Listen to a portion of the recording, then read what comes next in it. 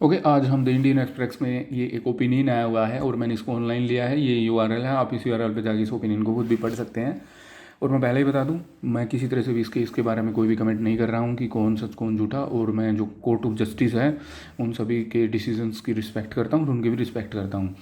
ये जो मैं एनालिसिस कर रहा हूँ इस ओपिनियन की, इसका मकसद केवल यूनियन पब्लिक सर्विस कमीशन की जो सिविल सर्विसेज एग्जामिनेशन होती है यूपीएससी सीएससी, उसके पॉइंट ऑफ व्यू से है। उसके अलावा इसका कोई भी मतलब नहीं है। ये केवल एजुकेशनल पर्पज़ के लिए है, तो इसको आप किसी भी और नज़र से ना देखें।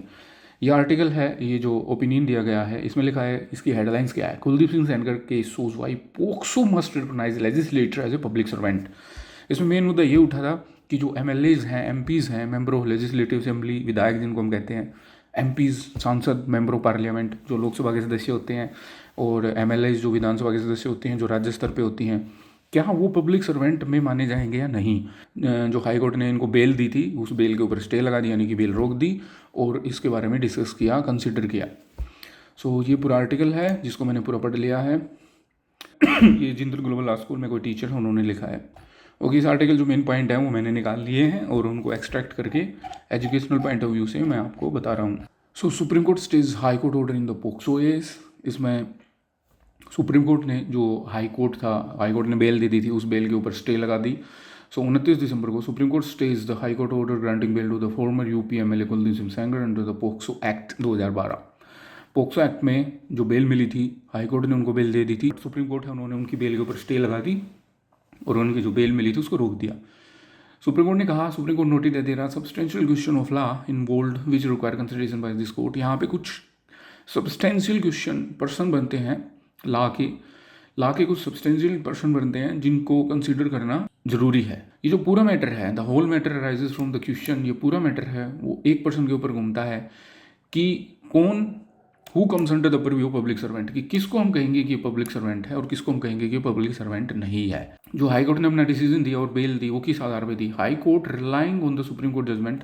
हाई कोर्ट है उन्होंने सुप्रीम कोर्ट की जजमेंट थी R S. Nayak versus A R. Antulay 1984 1984 में जजमेंट आई थी, जिसमें सुप्रीम कोर्ट ने कहा था कि एक एमएलए है वो पब्लिक सर्वेंट नहीं है। N MLA is not a public servant under section 21 subsection 12 subsection A of Indian penal code, भारतीय दंड संहिता की धारा 21 उसकी सब धारा 12A के तहत उन्होंने कहा कि एमएलए है वो एक पब्लिक सर्वेंट नहीं है और उनको ये कहते हुए बेल दे दी।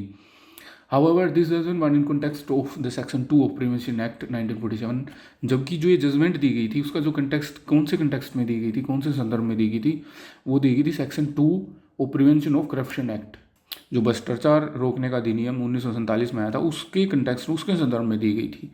ये पोक्सो के संदर्भ में नहीं थी। हाई कोर्ट ने, सुप्रीम कोर्ट ने कहा, सुप्रीम कोर्ट की ऑब्जर्वेशंस थी कि हाई कोर्ट ने मैकेनिकली अप्लाइड किया है, यानी this judgment should be read with the constitutional position of legislator. Further supreme court ने कहा कि जो ये जजमेंट थी, ये जो संवैधानिक पोजीशन क्या है, संवैधानिक क्या पोजीशन है एक लेजिस्लेटर की। एक लेजिस्लेटर होता है जो विधान बनाता है, उसकी एक एग्जीक्यूटिव पोजीशन भी होती है गवर्नमेंट के अंदर, वो एक एग्जीक्यूटिव भी है। और इसको डायरेक्टली इंप्लाई कर देना, implying it directly in the POCSO act without analysing it different object and structure, इसके जो डिफरेंट विभिन्न ऑब्जेक्ट हैं और स्ट्रक्चर है उसको बिना एनालाइज किए इसको डायरेक्टली पोक्सो एक्ट में अप्लाई करना। अब बात करते हैं कि section 21 sub section 12A of IPC defines public servant. ये जो सेक्शन है ये डिफाइन करता है आईपीसी का, इंडियन पिनल कोड 1860 में जो बनी थी भारतीय दंड संहिता, वो डिफाइन करता है, वो बताता है कि पब्लिक सर्वेंट किसको कहेंगे। वो क्या बताता है कि टू इंक्लूड एनी पर्सन, कोई भी वो व्यक्ति इन द सर्विस और पे ऑफ द गवर्नमेंट, जो गवर्नमेंट की, सरकार की सर्विस में है, यानी कि सरकार की सेवा में है, या फिर सरकार उसको पे कर रही है, पैसे दे रही है, और रूमिनरेटेड बाई द फीस, या जिसको मेहनताना दिया जा रहा है बाई फीस के तौर पे या फिर कमीशन के तौर पे, for the performance of any public duty by the government. कोई भी वो पब्लिक ड्यूटी कर रहा है, the most important thing is the public duty, कि वो जनता की ड्यूटी कर रहा है। उस जनता की ड्यूटी करने के आधार पर गवर्नमेंट उसको रिम्यूनरेशन दे रही है, यानी कि उसको मेहनताना दे रही है फ़ी के तौर पे, या तो वो अपनी कोई फ़ी चार्ज करता है या फिर अपना कोई कमीशन चार्ज करता है, बट वो काम क्या कर रहा है, वो पब्लिक ड्यूटी कर रहा है, समझ रहे हो, पब्लिक ड्यूटी कर रहा है, इसलिए गवर्नमेंट उसको फीस या कमीशन दे रही है as a remuneration. This provision use is inconsistent phrasing, ये जो प्रोविजन है इसके अंदर इनकन्सिस्टेंट फ्रेजिंग है, यानी कि जो फ्रेजेस लिखे हुए हैं शब्दों को मिला के लिखा हुआ है वो इनकंसिस्टेंट है, कंसिस्टेंसी नहीं है उनके अंदर, संगतता नहीं है। ऑल्दो जो लेजिस्लेटर होते हैं are not in the service of executive government, जो गवर्नमेंट एग्जीक्यूशन कर रही है उसकी डायरेक्ट उसकी सर्विस में नहीं होते हैं legislators. The decisive element is public duty, इसके अंदर सबसे मेन जो इंपॉर्टेंट पॉइंट है वो पब्लिक ड्यूटी है, ना कि पब्लिक पोजीशन, कि पब्लिकली उनकी पोजीशन क्या है जो कॉन्स्टिट्यूशन है उसके आधार पे, कि वो जुडिशरी में है, वो लेजिस्लेटर में है, या वो कार्यपालिका में है, एग्जीक्यूशन में है, उसके आधार पे नहीं कि वो कार्यपालिका में है, न्यायपालिका में है, विधानपालिका में है, नहीं, वो पब्लिक ड्यूटी क्या कर रहे हैं उसके आधार पे डिसाइड होगा कि वो पब्लिक सर्वेंट है कि नहीं है। The IPC itself does not define this expression, IPC खुद इस एक्सप्रेशन को डिफाइन नहीं करती कि पब्लिक ड्यूटी में है कि नहीं है। आईपीसी ने क्या कहा सेक्शन 21(12)A ने कि कोई भी सर्विस में है यानी कि सेवा में है या गवर्नमेंट उसको पे कर रही है, या गवर्नमेंट कोई भी पब्लिक ड्यूटी करता है उसमें सरकार है उसको फ़ी के थ्रू या फिर कमीशन के थ्रू रिम्यूनरेशन दे रही है, उसका मेहनताना दे रही है, बस ये बात बताइएगी, इससे आगे कुछ भी नहीं बताता ये सेक्शन। कि वो पब्लिक ड्यूटी करता है तो क्या उसको हम ये मानेंगे, नहीं मानेंगे। इसी मुद्दे को, इसी जो इशू था, ये इसी जो क्वेश्चन कहेंगे, मुद्दा भी नहीं कहेंगे, ये जो क्वेश्चन था इसको सुप्रीम कोर्ट ने डिफाइन किया है इस जजमेंट में। भ्रष्टाचार रोकने का जो अधिनियम है 1988 में वो स्ट्रीजन करता है अकाउंटेबिलिटी को, एक व्यक्ति के दायित्व को उसको ज़्यादा स्ट्रीजन करता है, ज़्यादा सीवियर रूप में अप्लाई करता है। Defines public duty under section 2B, वो डिफाइन करता है पब्लिक ड्यूटी को under section 2B as a duty in discharge of which, एक ड्यूटी यानी कि एक कर्तव्य है, ड्यूटी का मतलब यहाँ पे क्या है, कर्तव्य है, डिस्चार्ज ऑफ विच यानी कि जिसके निर्वहन में जो वो ड्यूटी करते हुए द स्टेट, द पब्लिक, या तो स्टेट या फिर पब्लिक और the community at large as interest, यानी कि कोई भी ड्यूटी जिसके डिस्चार्ज में यानी कि जिसको करते हुए कोई भी ड्यूटी वो कर रहा है उसमें या तो स्टेट यानी कि राज्य या फिर पब्लिक, राज्य का मतलब ये नहीं होता कि जो कोई भी राज्य जैसे हरियाणा, यूपी, उत्तर प्रदेश, स्टेट का मतलब कोई भी गवर्नमेंट होती है, चाहे वो केंद्र सरकार हो चाहे राज्य सरकार हो, पब्लिक यानी कि जनता, या फिर एक कम्युनिटी एट लार्ज, काफ़ी बड़े स्तर पे, एट लार्ज का मतलब बड़े स्तर पे जो समुदाय है उसका इंटरेस्ट हो। अब मेन चीज़ ये आती है या तो स्टेट का इंटरेस्ट हो या पब्लिक का हो या कम्युनिटी एट लार्ज यानी कि एक बड़े समुदाय का इंटरेस्ट हो, कोई भी ऐसी ड्यूटी करता है जिसमें स्टेट का, पब्लिक का या कम्युनिटी किसी समुदाय का बड़े स्तर पर इंटरेस्ट हो। ये चीज़ कौन डिफाइन करता है पब्लिक ड्यूटी, ये अंडर सेक्शन 2B में है, प्रिवेंशन ऑफ करप्शन एक्ट 1988 में। अब बात आती है एज पर कॉन्स्टिट्यूशन, संविधान के अनुसार क्या है, द फंक्शन ऑफ MLA और MP, एक जो MLA होता है विधायक या MP होता है member of parliament, MLA member of legislative assembly, are not confined to the work of law making. अब सबसे पहली बात ये कही गई है कि उनको कन्फाइन नहीं किया गया, उनको रेस्ट्रिक्ट नहीं किया गया है कि आपका काम केवल लॉ बनाना है, लॉ मेकिंग है। They represent the community at large, वो एक समुदाय को बड़े स्तर पर रिप्रेजेंट करते हैं।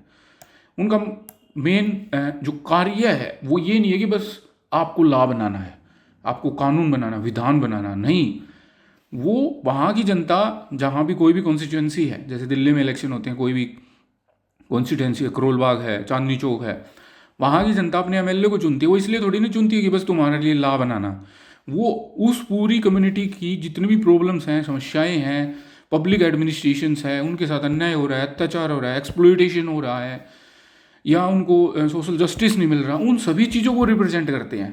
वो ये रिप्रेजेंट नहीं करते कि मैं तुम्हारी कॉन्स्टिट्यूंसी से MLA बनाऊँ तो बस मेरा मकसद केवल लॉ बनाने का, बाकी मेरा कोई मकसद नहीं, तुम कैसे भी सफ़र करते रहो वहाँ की कम्युनिटी, मैं उससे मेरा कोई मतलब नहीं है, ना मैं उसके लिए बनाऊँ, ऐसा बिल्कुल भी नहीं होता। वो उस चीज़ को रिप्रेजेंट भी करते हैं और उनका इन्फ्लुएंस भी होता है और उन प्रॉब्लम्स को सोल्व करना भी उनकी ड्यूटी होती है। जो लेजिस्लेटर्स होते हैं उनका इन्फ्लुएंस होता है, लेजिस्लेटर ऑफ इन्फ्लुएंस, उनका प्रभाव होता है, और जो प्रभाव है कोई सिंबॉलिक नहीं होता कि एक चिन्ह के तौर पे प्रभाव है, यानी कि एक थ्योरेटिकल नहीं होता, रैदर स्ट्रक्चरल होता है, मटेरियल होता है, and capable of profound misuse. ये बात सबसे इंपॉर्टेंट है, प्रोफाउंड मिसयूज कर सकते हैं वो। आपने देखा होगा काफ़ी सारी वेब सीरीज आई थी मिर्जापुर, उसमें कहते नहीं, काफ़ी बार यूपी में भी देखने को मिलता है, उत्तर प्रदेश, हमारे चाचा विधायक हैं। वो क्यों कहते हैं ये बात? अगर विधायक का काम केवल लॉ बनाना है, उनका कोई एग्जीक्यूशन में काम ही नहीं है, तो फिर क्यों ये बात होती है?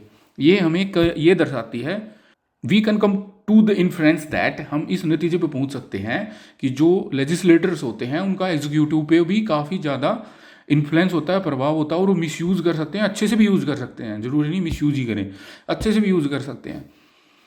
मान लो किसी के साथ अन्याय हुआ, अत्याचार हुआ, किसी की ज़मीन किसी ने हड़प ली, तो हम अपने MLA के पास जाते हैं, उनको बताते हैं कि हमारे साथ ऐसे ऐसे हुआ, तो वो डायरेक्टली एग्जीक्यूशन को भी कहते हैं भाई इनके साथ ऐसे हुआ है, गलत हुआ है, क्यों कर रहे हो, उसको मैटर को सुनो समझो।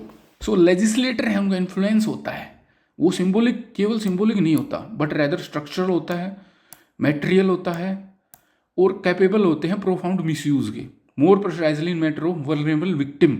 ये जो सारी बातें यहाँ पे बताई जा रही हैं पोक्सो एक्ट के अनुसार, जो पोक्सो में विक्टिम होते हैं बच्चे 18 साल से नीचे उम्र के, उनके ऊपर बताई जा रही हैं कि मान लो कोई एमएलए एमपी है तो उसका बहुत ज़्यादा स्ट्रक्चरल के आधार पे, मटेरियल के आधार पे और काफ़ी इन्फ्लुएंस होता है और वो प्रोफाउंड मिसयूज़ कर सकते हैं जब कोई छोटा बच्चा हो और उसके साथ कोई एक्सप्लॉयटेशन हुआ हो। अगली बात आती है कि supreme court emphasises that stamp vendor, supreme court ने इस बात को एम्फसाइज किया, जोर दिया कि जो स्टैंप के वेंडर्स होते हैं यानी कि जो मोहर बनाते हैं वो भी पब्लिक सर्वेंट में आते हैं। हालांकि डायरेक्टली वो सरकारी नौकरी में थोड़ी ना होते हैं, वो भी पब्लिक सर्वेंट में हैं। अब क्यों है? जैसे कि पब्लिक सर्वेंट की जो डेफिनेशन दी गई थी section 21 sub section 12A IPC में, उन्होंने कहा था कि कोई भी व्यक्ति जो सेवा में है या सरकार उसको पे करती है या फिर वो रिम्यूनरेटेड बाय द फीस, जिसको मेहनताना मिलता है फी के तौर पे या कमीशन के तौर पे for the performance of public duty performance करने के लिए बाय द गवर्नमेंट के द्वारा। तो अब ये जो स्टैंप वेंडर हैं, जो मोहर बनाते हैं, ये सरकार अपनी मोहरें बनवा रही है। कोई प्राइवेट कंपनी है उससे अपनी मोहर बनवा रही है, कहती है कि तुम हमारी मोहरें हैं ये बनाओ और इसके बदले से जो भी फीस लेंगे या कमीशन होगा हम आपको देंगे। बट जो उन्होंने मोहरें बनाई हैं वो पब्लिक के लिए बनी है, वो मोहरें हैं पब्लिक के लिए यूज होंगी।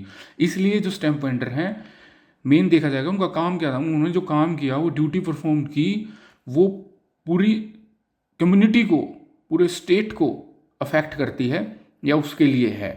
इसलिए जो स्टैंप वेंडर हैं उनको पब्लिक सर्वेंट माना गया। Focusing on nature of duty performed, mainly जैसे कि मैंने पहले बताया कि उन्होंने क्या ड्यूटी की उसके ऊपर, rather than traditional statues of the statues, कि जो स्टैच्यूज है, स्टैच्यूज का मतलब जो फॉर्मल रिटन लॉ है उसमें क्या लिखा गया है ट्रेडिशनली यानी कि पुराने तौर पे, उसको ना समझते हुए ये समझना चाहिए कि उन्होंने क्या ड्यूटी परफॉर्म की।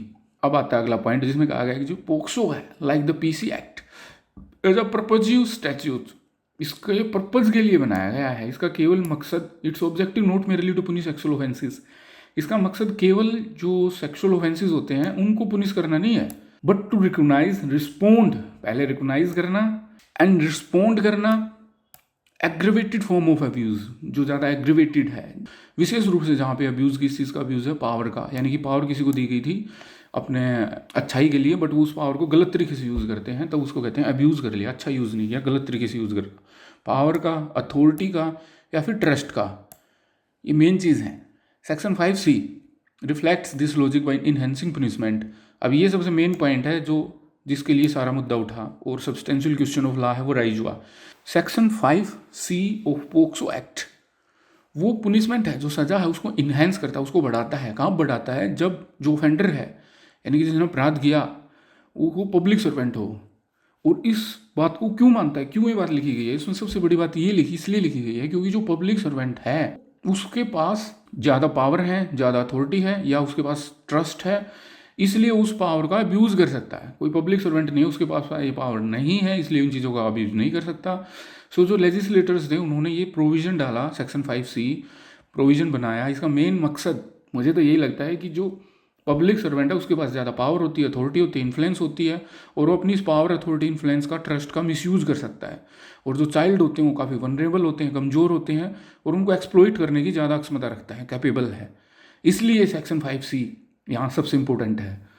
The aggravation lies not in the formal designation, वो किस डेजिग्नेशन पे हैं, किस पद पे हैं, उसके ऊपर नहीं लाई करती कि कितना एग्रीवेशन होगा, but in the capacity of intimidate, silence और मैनिपुलेट द सिस्टम, बल्कि इस चीज़ के ऊपर निर्धारित करती है कि उनके अंदर कितनी कैपेसिटी है, क्षमता है कि वो इंटिमिडेट कर सकते हैं, डरा धमका सकते हैं, साइलेंस कर सकते हैं, बिल्कुल उनको चुप कर सकते हैं या मैनिपुलेट कर सकते हैं, सिस्टम को तोड़ मरोड़ सकते हैं। इसका कहने का मतलब क्या है, पोक्सो एक्ट में उसमें वो जो वनरेबल चाइल्ड है उसको इंटिमेट कर सकते हैं, डरा धमका सकते हैं ताकि वो जस्टिस लेने ना आए या वो डर घबरा जाए, या उसको साइलेंस कर सकते हैं, बिल्कुल चुप कर सकते हैं कि तुम कुछ भी इस बारे में नहीं बोलोगे, या फिर मैनिपुलेट कर सकते हैं। मैनिपुलेट का मतलब होता है किसी भी चीज़ को तोड़ मरोड़ के पेश करना, उसको ओरिजिनल फॉर्म में ना पेश करना। सिस्टम को ही मैनिपुलेट कर सकते हैं। यहाँ पे ये जो सिस्टम, गवर्नमेंट सिस्टम को कहा गया है, ये सिस्टम है गवर्नमेंट को कहा गया है, उसको मैनिपुलेट कर सकते हैं। The capacities that legislator disproportionately poses, Supreme Court in Attorney General of India versus Satish 2021 का केस था, the infamous skin to skin controversy वाला case, rejected the narrow interpretation of the physical contact under POCSO by the Nagpur bench of Bombay High Court. इसमें Bombay High court की Nagpur bench ने interpretation की थी skin to skin contact की POCSO act में, जो Supreme court ने रिजेक्ट कर दी। The court warned that literalism, court ने क्या वार्न किया, जो लिटरिज्म है यानी कि जो साक्षरता है, जो हम पढ़ते हैं लिखते हैं किसी चीज़ को समझते हैं, दैट डिफीट्स स्टैट्यूटरी पर्पस, जो डिफीट करती है यानी कि उन चीज़ों को हरा देती है। स्टैट्यूटरी पर्पस, स्टैट्यूटरी पर्पस क्या है, जो विधान बनाने वाले थे, कानून बनाने वाले थे, उनका क्या पर्पस था उस कानून बनाने के पीछे, क्यों उन्होंने वो कानून बनाया, क्यों लागू किया, उस पर्पस को डिफीट करती है, यानी उस पर्पज को ही वो हरा देती है। तो उन्होंने कहा वो अमाउंट्स करती है जुडिशियल एब्डिकेशन, यानी कि न्यायिक एब्डिकेशन करती है, गला घोटने के बराबर है वो। एक्सेप्टिंग टेक्निकल एक्सक्लूजन्स, यानी कि टेक्निकली जो एक्सक्लूजन्स हैं उनको एक्सेप्ट कर लेना, नहीं इसमें ये था, इसमें वो था, इसमें वो था। That hollow out child protective legislations, hollow out करती है यानी कि उस चीज़ को कम्प्लीटली खोखला कर देती है। चाइल्ड प्रोटेक्टिव जो लेजिस्लेटर बनाया गया था, यानी कि जो विधान बनाने वाले थे, उन्होंने चाइल्ड बच्चों के प्रोटेक्शन के जो लेजिस्लेशन बनाया, कानून बनाया, उसको खोखला कर देती है। क्यों खोखला कर देती है, अगर आप टेक्निकल एक्सक्लूजन्स लगा देते हैं, नहीं टेक्निकली ये चीज़ एप्लीकेबल नहीं है, जो स्टैट्यूटरी पर्पज था उस लॉ का, उसको कंप्लीटली इग्नोर कर देते हैं या उसको कंसीडर ही नहीं करते हैं। ये बात सुप्रीम कोर्ट ने कही। Would lead to the outcomes that frustrates legislative intent, उन्होंने कहा कानून बनाने वाले, विधान बनाने वाले थे, उनके जो लेजिस्लेटिव इंटेंट था उसको फ्रस्ट्रेट करेगा and trivialise harm. The same warning applies with equal force to the interpretation of public servant under section 5C। ये सेम वार्निंग है, ये अप्लाई होती है किस पे, सेक्शन 5C पे, और पब्लिक सर्वेंट के इंटरप्रिटेशन पे। Overall the main contention of the author of this article is that, okay, जो मेन पॉइंट थे हमने पढ़ लिए, समझ लिए, इनमें कुछ टेक्निकल पॉइंट्स थे, कुछ वोकैब ऐसी यूज़ की गई थी जो आप पहली बार पढ़ रहे होंगे। सो मैंने उसको बिल्कुल ईजी वे में आसानी से आपको बताया, समझाया है। जो मेन कंटेंशन है ऑथर की, वो इस आर्टिकल में, इस ओपिनियन में क्या है, वो ये है कि सुप्रीम कोर्ट की जो जजमेंट थी पहले वाली, जो उन्होंने 1984 में दी थी, RS नायक वर्सेस AR अंतुल्य, वो जजमेंट है वो डायरेक्टली अप्लाई नहीं करनी चाहिए। जो सुप्रीम कोर्ट की जजमेंट है वो आपको इंटरप्रेट का मतलब क्या आता है, उसको समझना, पहले उसको समझना और फिर उसको लागू करना। जो उसकी जजमेंट थी वो आपको इंटरप्रेट करनी चाहिए, जो आपके केस इन हैंड का मतलब है कि जिस केस के साथ आप प्रेजेंटली करंटली डील कर रहे हैं, उस केस के आधार पे उसकी इंटरप्रिटेशन करो, ना कि जो वो जजमेंट दी गई थी उसमें कौन सा केस था उसके आधार पे मत करो। इस आधार पे करो कि आपके पास अभी कौन सा करंट केस है और उसमें वो किस तरह से एप्लीकेबल है या नहीं है, उसके आधार पे उसकी इंटरप्रिटेशन करो, ना कि not uniformly apply to all cases की आप उसको एक समान रूप में सभी केसों के ऊपर उस जजमेंट को लागू कर दो। सबसे पहली बात सुप्रीम कोर्ट ने ये कही। उसके बाद क्या है, स्टैच्यूज क्या होता है, a formal written law, a law enacted by legislature it is not interpreted explain, यानी कि जो फॉर्मली लिखा हुआ लॉ है उसको हम स्टैच्यूट कहते हैं, जिसको एक्सप्लेन नहीं किया गया, इंटरप्रिटेशन जिसकी नहीं की गई है। शुड बी अंडरस्टूड, इंटरप्रेटेड उसको समझना चाहिए, इंटरप्रिटेशन करनी चाहिए, ना applied considering the main intent of legislator, कि जो लॉ बनाया गया, कानून बनाया गया, जो स्टैट्यूट बनाया गया, उस बनाने के पीछे उसका मेन मकसद क्या था, किस इंटेंशन से उसको बनाया गया था और उसका मेन मकसद क्या है, और लेजिस्लेटर ने क्या सोच के वो बनाया है, उसको इनेक्ट किया है। इस आधार पे उसको समझना चाहिए और उसको इम्प्लाई करना चाहिए, rather than just technically reading and applying it, कि बस उसको टेक्निकली रीड करके और अप्लाई कर देना। जो पोक्सो एक्ट है वो मेरली फॉर पनिशमेंट के लिए नहीं है। POCSO act is not merely for punishment, उसका मकसद केवल पुनिश करना नहीं है, बट टू रिकॉग्नाइज करना है, उस पर रिस्पॉन्ड करना, respond to the aggravated form of abuse. इसमें मेनली आप कई बार देखेंगे एग्रीवेटेड फॉर्म ज़्यादा लिखा गया है। इस particularly very the reason of power, mainly aggravated form कहाँ पे देखने को मिलती है, जहाँ पे किसी व्यक्ति के पास पावर है, अथॉरिटी और ट्रस्ट है, कोर्ट ने माना कि वो एग्रीवेटेड फॉर्म ऑफ अब्यूज करने के कैपेबल हैं, या प्रोबेबिलिटी है कि वो एग्रीवेटेड फॉर्म ऑफ अब्यूज कर सकते हैं। मेन तीसरा पॉइंट इसमें क्या है, चौथा पॉइंट भी कह सकते हैं, public servant should be interpreted not on the basis of position, office या पोजीशन। एक पब्लिक सर्वेंट हम किसको मानेंगे, ये इस आधार पर नहीं होना चाहिए कि वो किस ऑफिस में है या उनकी पोजीशन क्या है, but the duty they perform, कौन सी ड्यूटी है वो परफॉर्म कर रहे हैं, डिस्चार्ज कर रहे हैं, उसके आधार पे पब्लिक सर्वेंट माना जाना चाहिए। ये सारा था। इसमें मेन पॉइंट मैं आपको दोबारा से बता देता हूँ, मेन 3 पॉइंट क्या थे और यूपीएससी के लिए क्या क्या मेन अहम है। यूपीएससी पहले आपको यही कह सकती है कि आप जो लेजिस्लेटर ने लॉ बनाया है, उस लेजिस्लेटर के लॉ को आप बेरली पढ़ के ये नहीं कह सकते कि इसमें टेक्निकली ये लिखा हुआ है, इसी को अप्लीकेबल करो। आपको उसके पीछे का जो इंटेंट है, किस मकसद से, किस पर्पज से वो बनाया गया और पनिशमेंट के लिए बनाया गया है, वो प्रोटेक्शन के लिए बनाया गया, वो रिकग्नाइजेशन करने के लिए बनाया गया है। इन चीज़ों का आपको मेनली ध्यान रखना है।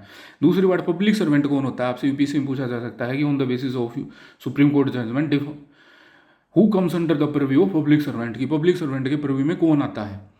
क्या केवल जो सरकारी नौकरी लगे हुए हैं वो पब्लिक सर्वेंट हैं, प्राइम मिनिस्टर पब्लिक सर्वेंट है, सीएम पब्लिक सर्वेंट है, मिनिस्टर पब्लिक सर्वेंट है, या फिर कोई ठेकेदारी पे काम कर रहा है वो पब्लिक सर्वेंट है। मान लो मेरे पास ट्रक है या छोटा व्हीकल है, मैं उसको कूड़ा उठाने के लिए गवर्नमेंट के साथ कॉन्ट्रैक्ट कर लेता हूँ कि ठीक है मैं कूड़ा उठाऊंगा गाड़ी में, और तो क्या मैं पब्लिक सर्वेंट के अंडर आ गया? यस। जो मैं अगर ड्राइवर हूँ, मैं व्हीकल लेके आता हूँ और मैं सरकार का कूड़ा जो भी सड़कों के ऊपर कूड़ा होता है मैं उसको उठाऊंगा और ले जाऊंगा और डंप कर दूंगा जो भी डंपिंग स्टेशन है, उसके आधार पे सरकार मुझे रिम्यूनरेशन देगी, तो मैं पब्लिक सर्वेंट के अंडर में आ गया। तो आपसे यूपीएससी पूछ सकती है कि पब्लिक सर्वेंट के अंडर में कौन आता है। तो आपको मेन पॉइंट क्या ध्यान रखना है, कोई भी जो ड्यूटी कर रहा है वो ड्यूटी का नेचर कैसा है, वो पब्लिक को अफेक्ट करती है, स्टेट के इंटरेस्ट को अफेक्ट करती है, कम्युनिटी एट लार्ज को अफेक्ट करती है। इन चीज़ों को आपको ध्यान रखना है। ये आपको ध्यान नहीं रखना कि किस पोजीशन में है, किस ऑफिस में है, उनकी डेजिग्नेशन क्या है, ये मैटर नहीं करता। मैटर करता है कि वो क्या ड्यूटी परफॉर्म कर रहे हैं, और वो ड्यूटी है वो स्टेट को, पब्लिक को, एक कम्युनिटी को लार्जली अफेक्ट करती है, उसका उन स्टेट का, पब्लिक का या कम्युनिटी का उसमें इंटरेस्ट है। फिर बात पूछी जा सकती है जी, इसमें सबसे ज़्यादा जो पोक्सो एक्ट है उसकी सबसे ज़्यादा बात हुई। ये जो पोक्सो एक्ट है क्या केवल वो पनिशमेंट के लिए, आपसे क्वेश्चन पूछा जा सकता है। तो आप, हाँ, उसका मकसद पनिशमेंट देना भी है, बट उसका सबसे मेन इंटेंट है वो रिकॉग्नाइज करना, प्रिवेंट करना है। उसका सबसे मेन पर्पज पोक्सो एक्ट का है कि जो छोटे बच्चे हैं, जो वनरेबल हैं, कमज़ोर हैं, जो इतने मैच्योर नहीं हुए हैं, मेंटली मैच्योर नहीं है, इमोशनली भी मैच्योर नहीं है, उनको प्रिवेंट करना सबसे मेन मकसद पोक्सो एक्ट का, प्रिवेंट करना और उनको सेफ्टी एंड सिक्योरिटी देना पोक्सो एक्ट का मतलब है। उनको रिकॉग्नाइज करना, रिस्पोंड करना। और फिर पोक्सो एक्ट के अंदर ये भी पूछा जा सकता है आपसे कि क्या जो एमएलएज एमपीज हैं वो पब्लिक सर्वेंट हैं। यूपीएससी आपसे पूछ सकता है कि एमएलएज एमपी, जैसे आप यूपीएससी जेएससी की प्रिपरेशन कर रहे हैं, आप आईएएस बन गए, आईपीएस बन गए, तो आपके एमएलएज एमपीज के साथ आपका काफ़ी ज़्यादा इंटरेक्शन होगा और काफ़ी ज़्यादा इंटरवाइंड होते हैं ये लेजिस्लेटर। तो उसमें आपसे पूछा जा सकता है कि एमएलए एमपीज हैं वो पब्लिक सर्वेंट हैं, अगर नहीं हैं तो क्यों नहीं है, अगर पब्लिक सर्वेंट है तो कैसे हैं, किस आधार पे आप उनको मानेंगे कि वो पब्लिक सर्वेंट है, on which basis you will say they are public servant. बाकी तो ज़्यादा लीगली है, वो तो आप अगर लीगल जो ऑप्शनल पेपर लीगल लेते हैं तो उसी में आएगा कि एक स्टैचू होता है, उस स्टैचू को आप कैसे इंटरप्रेटेशन करेंगे, कैसे अप्लाई करेंगे, वो ज़्यादातर जुडिशियल एग्जाम में पूछा जाएगा। या फिर आप यूपीएससी के जो मेन एग्जाम होता है उसमें ऑप्शनल सब्जेक्ट में आप ला लेते हैं तो ये क्वेश्चन पूछा जा सकता है। वो फिर डिस्क्रिप्टिव होगा कि एक जो स्टैचू बनाया जाता है, स्टैच्यूट, उसका आप कैसे उसको इंटरप्रेट करेंगे। क्या आप उसको ट्रेडिशनली पहले से इंटरप्रिटेशन उसकी आती जा रही है, उसको समझा जा रहा है, लागू किया जा रहा है, वैसे करेंगे, या आज उसको केस के अनुसार सर्कमस्टांसिस कैसी हैं, या लीगल जो लेजिस्लेटर थे उनका इंटेंट उसके पीछे क्या था, उसके आधार पर आप उसको समझेंगे और इंटरप्रिटेशन करेंगे, अप्लाई करेंगे। तो ये मेन टॉपिक है, इसमें यूपीएससी से करंट अफेयर के अनुसार आपसे काफ़ी कुछ क्वेश्चन पूछ सकता है।